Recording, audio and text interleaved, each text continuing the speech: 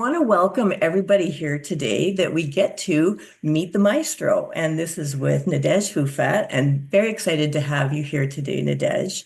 And we have some members of our orchestra, both volunteer, staff, and musicians. And we want to talk and find out more about you. I'd like to start this discussion off in a good way, and that's to acknowledge that we are living, working, and playing music on the unceded traditional territory of the Syilx Okanagan people. So thank you very much for that opportunity to do this. And what I'd like to do is start with everyone else here just giving a 30-second introduction on who you are and how you're connected to the symphony. I'm going to start with Mickey, just because you're to the right of my screen. And Mickey, can you tell us a bit about yourself? Hi, I am Mickey Ruth, and I actually do not play any instrument. I did try playing the violin, but when my dog started leaving the room, as soon as I got the case out, I thought that was a sign. So that's it. But I am a very enthusiastic audience member, and I am also a member of the board. And I'll go to you, Ashley. Hi, I'm Ashley Crocer, and I'm excited to get to know you, Nadège, a fellow violist. And I looked at some of your bio and your involvement with big operas in Germany, and really quite spectacular. And I think it would be really cool if we got into some of that serialism or atonal rep. A violist with my heart and soul, and we can exchange viola jokes. But now's not the time, probably. I love what I do. The orchestra is a wonderful place. I think you'll have a good welcoming, and we really look forward to a week or two to come. Thank you so much, Ashley. And Eamon. It's a real pleasure to meet you, Nadège. After reading your bio, I wondered why there are not two of you, because what an amazing set of accomplishments in your life so far. I was a member of the board for a year. I'm singing with the OSO chorus, and I sing with the local choir in Vernon, the Vernon Community Singers. I'm a retired engineer. In the future, I am interested in playing perhaps a role with the OSO chorus.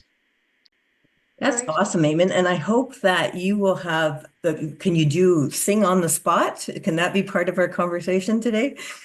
Well, it depends what you'd like me to sing. We could try maybe a little bit of Handel's. Well, I was thinking of Handel's Messiah, since we're performing that this December. And Nikki.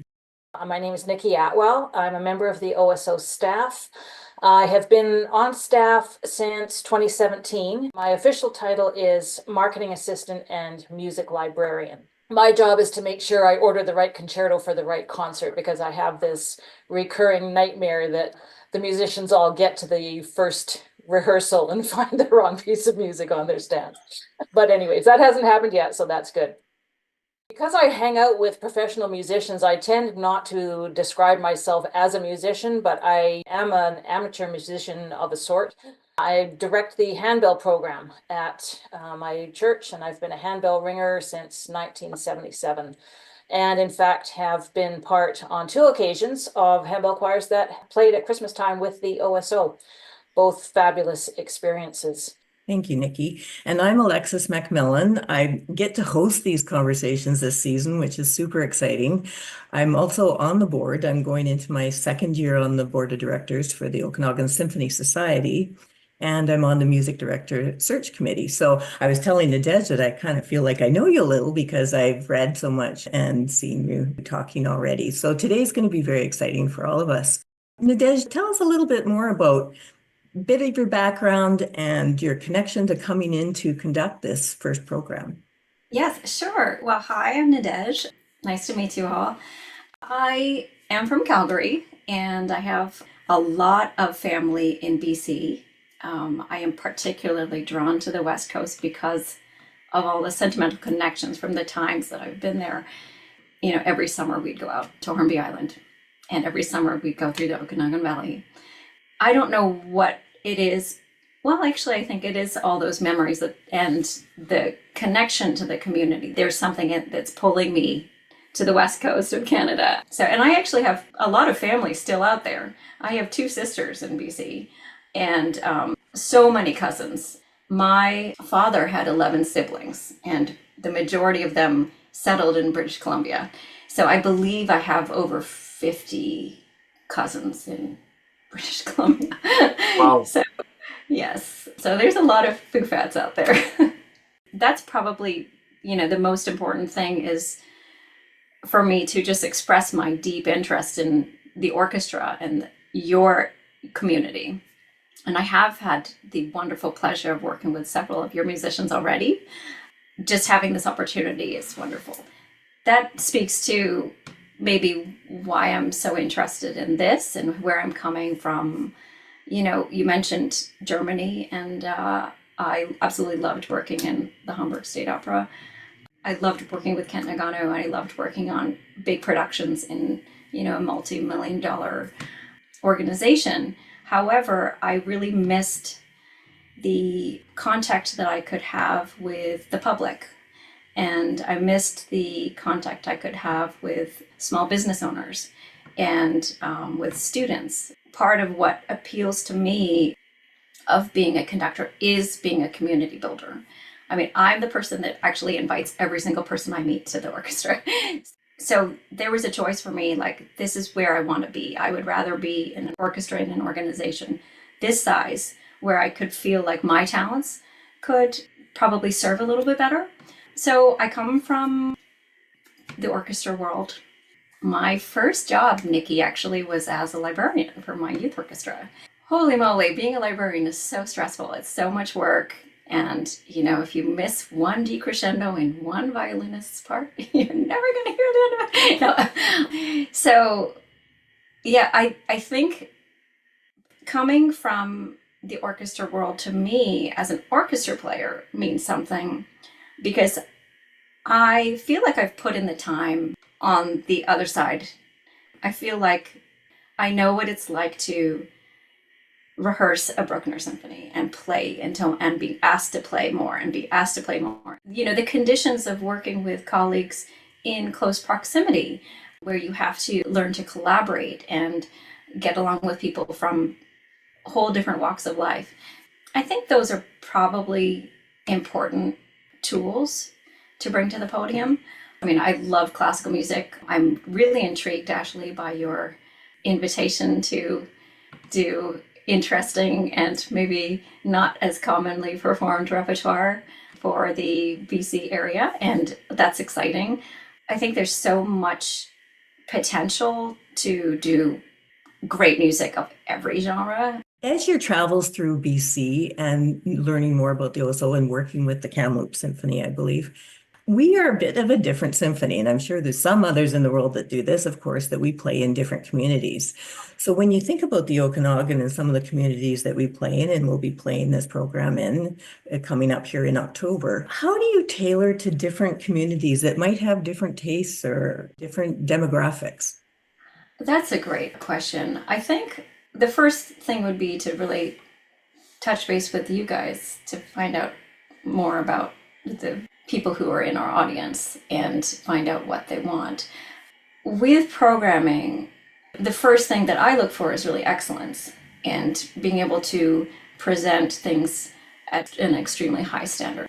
I think what is always interesting to look at are what we can adjust, whether that's the time of day, or does this particular audience, would they prefer a pre-concert talk or a post-concert talk or a reception or longer time in an intermission where they get to meet and greet musicians or me? Programmatically, I love having input from audiences, musicians. I think musicians need to have input in what they're doing so that they feel like they have a voice, because often people will be interested and engaged in being a musician because of a certain work that they've always wanted to play. Ultimately, we take all this input, take all this feedback, and try and make a program that's diverse. I have a very diverse range of interests as a musician. Some people joke that I've had a couple pieces written that referred to me musically as like a Bach fanatic, which I think is kind of true because that's part of my routine. I try and start the day with Bach. I try and always play Bach. whether it's a sonata and partita or whether it's a suite. That's part of what I do as a musician. That could be one side of my interests all the way through the major repertoire, Beethoven, Brahms, through to Schoenberg and even other things that are possibly not as commonly known. Mickey, do you have a question for Nadège? I do.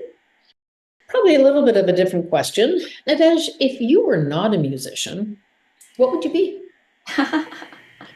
I love this. How much money would I have? Probably an architect. Maybe an architect, maybe an engineer. I think it would probably be one of those things because I love figuring out how things work. I love working with my hands. I actually built a little studio out beside me. I like to take things and make them better, fix them, build, and I think that's probably an engineering. I did study architecture a little bit at Yale. It was great. It was really wonderful to see, how broad that field is. Well, you have two people in particular smiling because I've seen Mickey's studio where she makes things out of all sorts of stuff, and that may be something on the tour. And Eamon is an engineer, and so we will come to your question whether it's about that or not, Eamon. But first, Ashley, do you have a question for Nadège? I'm curious about your time in Kamloops. I'm principal violist there, but I'm assistant principal here. When did you conduct and what did you conduct? And tell me how it all went. So I conducted the Mahler concert for Dina a couple years ago. That's something that I know both she and I would love to collaborate and do bigger projects together. She's one of my closest friends. We would really enjoy seeing how we could combine forces. Have you done these similar collaborations with medium-sized? And I've collaborated with Dina in many different areas and different projects. So we work really well together.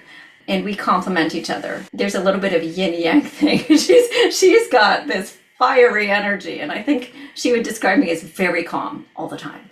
So, so we get along quite well. Eamon, if you have a question, let's move to you.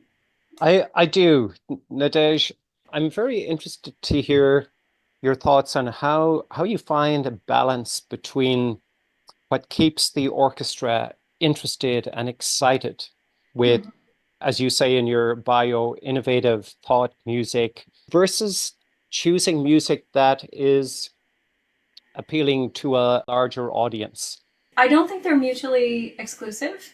And I think that part of making the experience of the traditional masterworks interesting and compelling to musicians is really being able to look at the work and study it and come to it from an intellectual standpoint, like really not we are going to do this again, but let's engage ourselves in finding more about the work that we may not already know. And, for my own practice as a musician now for however many decades, many decades, I find that curiosity of going back to a work with that open mind is what makes, we love that. We love music for this reason.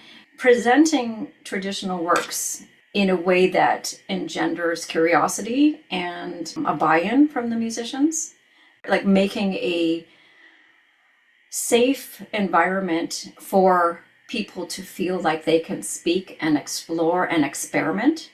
Those are things that make looking at a Beethoven symphony again interesting, because I don't think we ever finish the work. We're never done.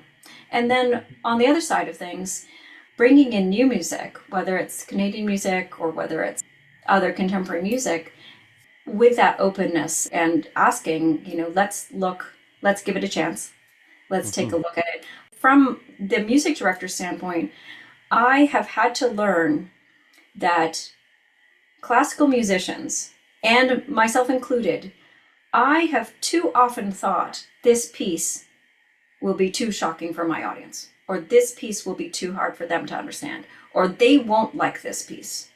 And I have been proven wrong enough times to know that I might be more traditional than the average concert goer. So I think that's one thing that I try and remember when I when I talk about the music, because I think that's also extremely important when presenting new works, is to just say, like, let's talk about the composer, let's talk about their life, let's talk about what they're doing, their interests, what influenced them, what, were they into Indian ragas? Are they, from a culture that, explores this type of percussion instrument? So those are things that give people an entry point. Great answer. Thank you. I'd actually never thought about the idea of revisiting the same piece of music and presenting it slightly differently. The musicians present it internally as a very different piece of music than they've done before. Yeah, I like that. Thank you. Nikki, do you have a question? And I'm wondering if it's about music libraries, but No. don't let me put anything in your head, whatever you like. No, my question is that in the few years since the pandemic, the work continues to regain our audiences and encourage them to come back to the concert halls, and we're definitely making progress. And what I'm curious about is your thoughts on how, because there's so much competition, everybody is trying to get back in the game, and we are one of many, many options that people have to spend their entertainment dollars on. How do we make the symphony a priority? There are several strategies for this, but I think that the most important overall thing I would touch on is making sure that we have a really personal connection, or as personal of a connection as we can, with our patrons. If you think about your own experiences, what makes me want to wake up every Sunday morning at 6 a.m. to go for my Sunday long run? It's because after the run, my community of friends, we have a brunch together, and it's an opportunity for us to talk and get to know each other. And that's part of why we all wake up. It's because we know we're going to have that connection, that human connection later.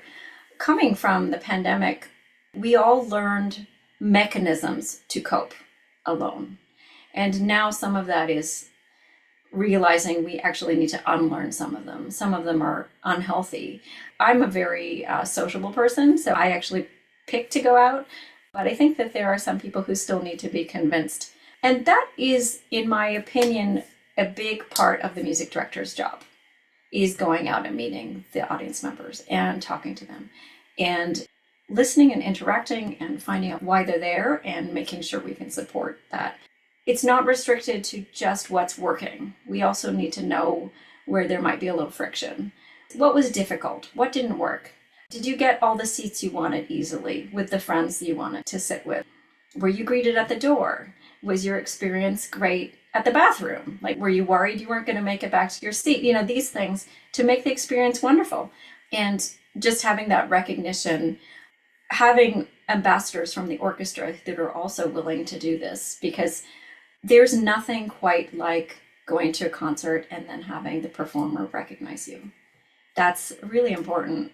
I think people forget, we know that musicians need recognition, and we clap for them, and we, give them accolades, but the audience members also need recognition. Like, you did this, you went out, you did something good for yourself. Thank you. And great question, because it is something that we're always talking about. And we know that people love meeting the musicians and love meeting conductors and music directors. We have the pre-concert talks. And so I'd like to turn our attention a little bit to the upcoming program that we're going to have. It's Friday, October 18th in Kelowna, Saturday, October 19th in Penticton, and Sunday matinee in Vernon. Lots of opportunities for people of the Okanagan Valley to come see, and it is a really interesting program. So it's got such variety in it, and there's a connection with skies and stars and things. And also the little bit of Star Trek. And I know, Nadège, that you have admitted, and so have I, that we're a little bit of a Trekkie. I'm wondering if you can just comment a bit about the program and the collection of all these wonderful pieces. Sure. I thought you were going to say, I would like you to talk about Star Trek, The Next Generation. So, yes. Well, I didn't pick the program. When I saw it, I thought, wow, this is going to be so much fun. Whoever is on the programming committee did a wonderful job. It's exciting. The music is diverse. We've got a great Canadian piece that the orchestra is going to sound fantastic. Star Trek is going to be so much fun. I've never had the opportunity to conduct Star Trek. I will tell you how much of a Trekkie I am, or I was. I was only allowed an hour of TV a day when I was a kid. And I figured out that on one channel, you could get Star Trek that started at 6. And then you could also, on another channel, start it at 6:30. So I would, in commercial breaks, go between the two channels to try and get as much Star Trek as I possibly could over the hour. So there you go. There's evidence of my trickiness. I think it's going to be a blast, the Star Trek. And then, of course, we have one of Mozart's great piano concertos with a phenomenal pianist. It's one of his later concertos, and it is a big work that exhibits Mozart's mastery of almost every compositional technique. You know, the way he winds in and orchestrates differently every time a theme comes back. There's like a couple horns added here, or the instrumentation is just a little bit different. There's this theory that he composed very quickly, but this is a work that you have to say, did he have such a phenomenal memory that he knew every single thing he had done? Or was he more deliberate than people say? I mean, those are the questions that I ask myself when I'm looking at the score. So great Mozart concerto, and I'm really excited to work with David Fong. He is a phenomenal pianist. It is going to be such a delight he is so phenomenal. I was like, how did they get him? Like, he's that good. So that's going to be really exciting to work with him. Then we have the Holst. I have a connection to the Holst, and I was actually so surprised. I haven't conducted the Holst before. It was my maternal grandfather's favorite piece of music. And when I was about 10, he came to live with us in Calgary from the UK. Both my grandparents were British citizens. And he had a few records, and The Planets was one of them. So 10, 11, 12, I heard him playing The Planets, and he was a working class, I think he was a typewriter repair mechanic. And he had a few works that he just loved, and that was one of them. So that's going to be neat for me. Wow, it's an exciting piece. It's got everything you might need and want and more. And then we get to collaborate with the Ancora Women's Ensemble. And that's going to be really fun to bring in another part of the community. I think there's something for everyone. And actually, I think almost everything is for everyone. So it's going to be really fun. We're all really looking forward to the season opener here. Now we have time for some really brief questions. Mickey, I see you go off mute there. Do you have another interesting question? What's brief? Okay, Nadège, when did you know you actually wanted to be a musician? Oh, well, I begged and begged and begged for a violin when I was about 2. I had seen Itzhak Perlman on Sesame Street, and I wanted a violin, and I was annoying enough that for my 3rd birthday, my mom got me a violin, and I actually still have it, and my son uses it now. So it was early, and I knew I wanted to be a conductor when I was about 6. I was lucky enough to go to some Calgary Philharmonic concerts and some Calgary Opera concerts. And my mom took us, I have 2 older sisters. She took us up to the nosebleeds. And I remember at age 6, I remember seeing The Magic Flute, which completely entranced me. And I remember seeing Carmen, which completely shocked me. And I was like, wow, I need to do this. But because we were so high up, I got to see the conductor. And I knew immediately, I was like, that's what I want to be doing.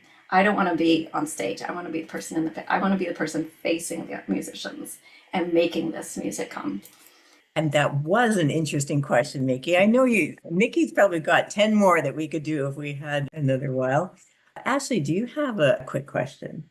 So you knew you wanted to become a musician, and you were a violist. And at what point, and tell us about the circumstances when you decided I want to be a conductor. Oh, I thought you were going to ask, when did I know I wanted to be a violist? So the viola thing was really interesting. I was in a little violin ensemble, do you know the Mount Royal College, the conservatory program at the Mount Royal University?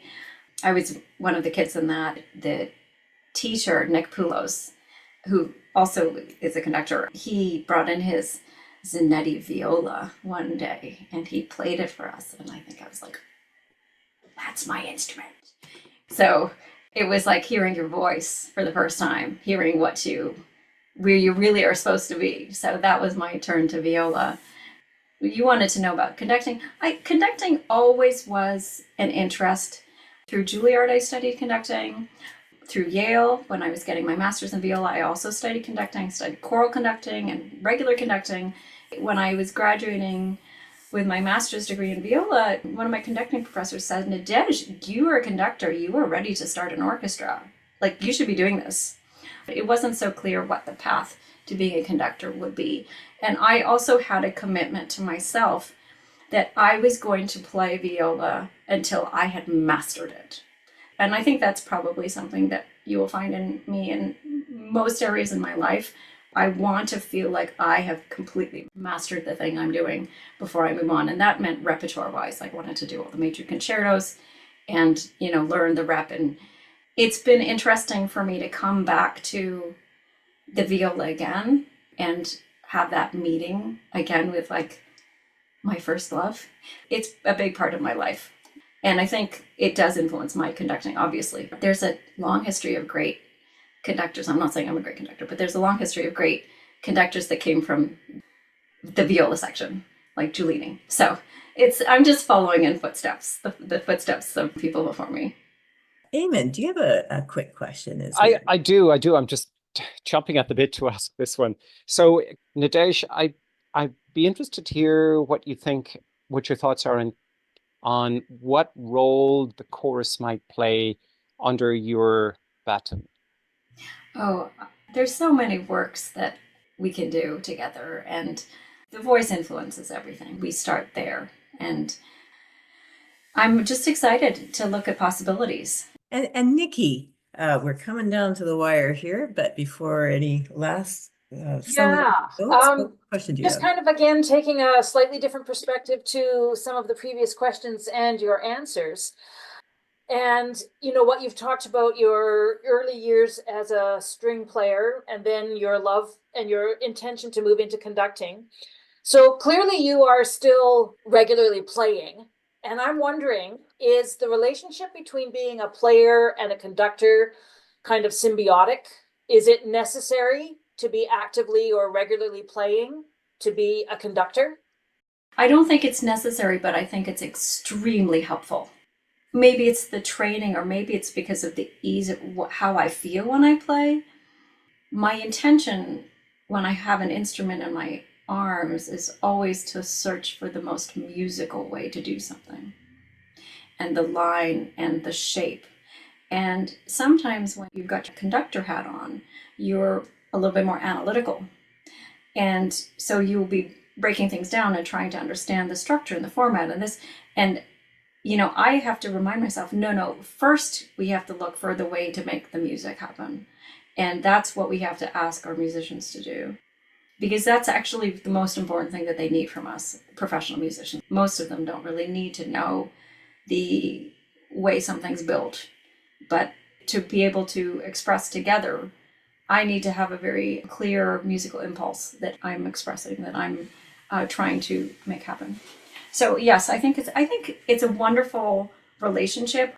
It's not so common to be playing professionally. I know there are some soloists that do it. I do run a professional chamber music series that I perform regularly. There's a lot of discipline that has to go into that. I mean, I think that that's just a reality. So Nadège, we just have a couple minutes left. Is there anything you'd like to say to the Okanagan audiences? And that includes musicians and everybody involved with the OSO, because it's a love relationship that we all have with the symphony orchestra here. What is exciting for the people of Okanagan coming to hear you and hear the musicians? Well, I'm just so excited to work with the musicians of the OSO, and I want to invite everybody to come, and I hope to meet everyone. I hope that we have lots of students coming, and I would encourage people to come to the open dress rehearsal. I'll be there and available to talk. Come and enjoy your orchestra, because you're a community that is lucky enough to have these sensational musicians. Thank you so much we've gotten to know you a little bit more, and we'll have the opportunity, like you say, especially to meet in person. I mean, this is wonderful that we can meet virtually and have some pre-conversations, but it's going to be really great to have those discussions for not only the people involved directly with the OSO, but the people that support by coming. People that we have donors that I hope they come out and see what their donations make for people too. You said it, we're very, very lucky in 3 relatively small cities and communities to have the caliber of the orchestra that the OSO is. And we just really want you to feel welcome while you're here as well. So we're looking forward to it. And again, thank you so much. Oh, thank you. Thank you all. Live long and prosper. Yes. Yeah. Oh, very good. I can only do Wonderful. it that way. You got I can't it. make my hand do it. Bye, everyone. Oh my Bye. goodness.